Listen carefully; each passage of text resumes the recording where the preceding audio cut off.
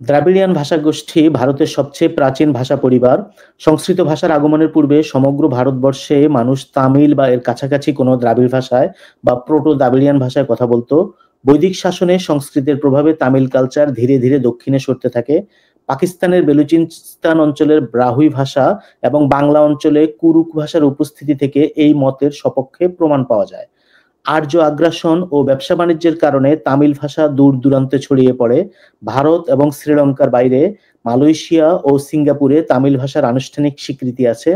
ব্যবসা বাণিজ্যের সূত্রে সুপ্রাচীন তামিল জাতির পশ্চিমে ইউরোপ থেকে শুরু করে পূর্বে কোরিয়া ও জাপান পর্যন্ত যোগাযোগ ছিল।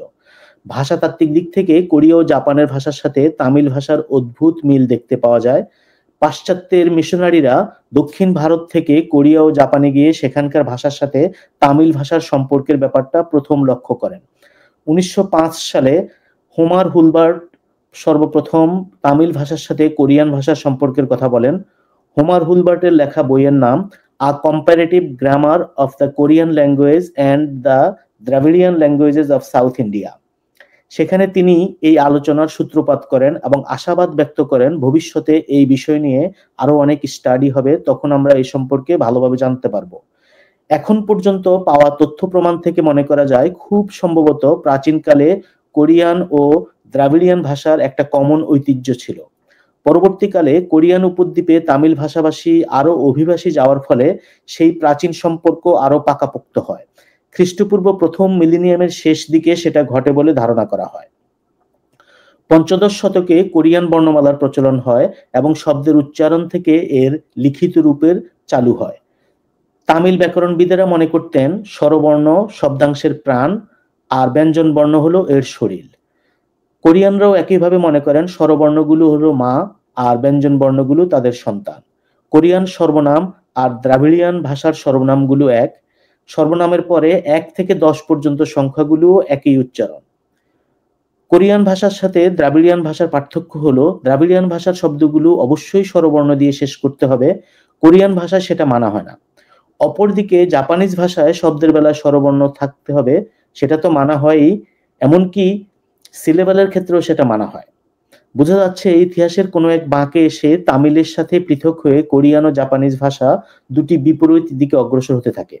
কোরিয়ানরা স্বরবর্ণের পরিমাণ কমিয়ে দেয়, অপরদিকে জাপানিজরা সেটাকে এক্সট্রিম পর্যায়ে নিয়ে যায়। শব্দ তো বটেই, সিলেবালের শেষেও তারা স্বরবর্ণকে প্রাধান্য দিতে শুরু করে। তামিল ভাষার সাথে জাপানিজ ভাষার সম্পর্ক অনেক অনুকার শব্দ ব্যবহার নিয়ে। ওনো সুসুমু নামের একজন ভাষাবিদ ১৯৫০ সালে জাপানিজ ভাষা তামিল ভাষা থেকে উৎপত্তি হয়েছে বলে মত প্রকাশ করেন। তিনি the origin of the Japanese language বইয়ে ভাষাতত্ত্ব, সংস্কৃতির ইতিহাস এবং নৃতাত্ত্বিক গবেষণা থেকে প্রচুর তথ্য উপাত্ত প্রমাণ হিসেবে দাখিল করেন। বলা বাহুল্য আর্য অহংকারী জাপানিজরা সেটা ভালোভাবে নেয়নি, ফলে এই বিষয়ে গবেষণা তেমন আগায়নি। ঔপনিবেশিক শাসনের অবসানে ভাষাতত্ত্ব, নৃতত্ত্বের মতো বিষয়গুলোর গুরুত্ব কমে যাওয়ায় এসব বিষয়ে গবেষণা আর আগায়নি। তবে কেউ কেউ এখনো বিষয়টা নিয়ে ভাবছেন। তামিল সিদ্ধাদের প্রতীকের ব্যবহার থেকেও কোরিয়া ও জাপানের সংস্কৃতির সাথে তামিলদের সংযোগের আরেকটা প্রমাণ পাওয়া যায়। তামিল প্রতীককে কারাতের মতো মার্শাল আর্টে উল্টো করে বা আপসাইড ডাউন করে ব্যবহার করা হয়। এই বিষয়টা নিশ্চয়ই গুরুত্বপূর্ণ, কারণ একই প্রতীককে উল্টে দিয়ে ভিন্ন ধরনের উদ্দেশ্য সাধনের জন্য ব্যবহার করা হয়েছে।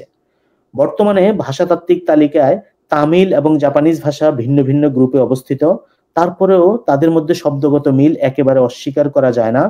হয়তো এখন তারা সম্পর্কিত নয়, অথবা একসময় সম্পর্কিত ছিল। সম্পর্কিত না হলেও যে কোনোভাবেই হোক দ্রাবিড়িয়ান ভাষাগুলো কোরিয়া ও জাপানিজ ভাষাকে গভীরভাবে প্রভাবিত করেছে।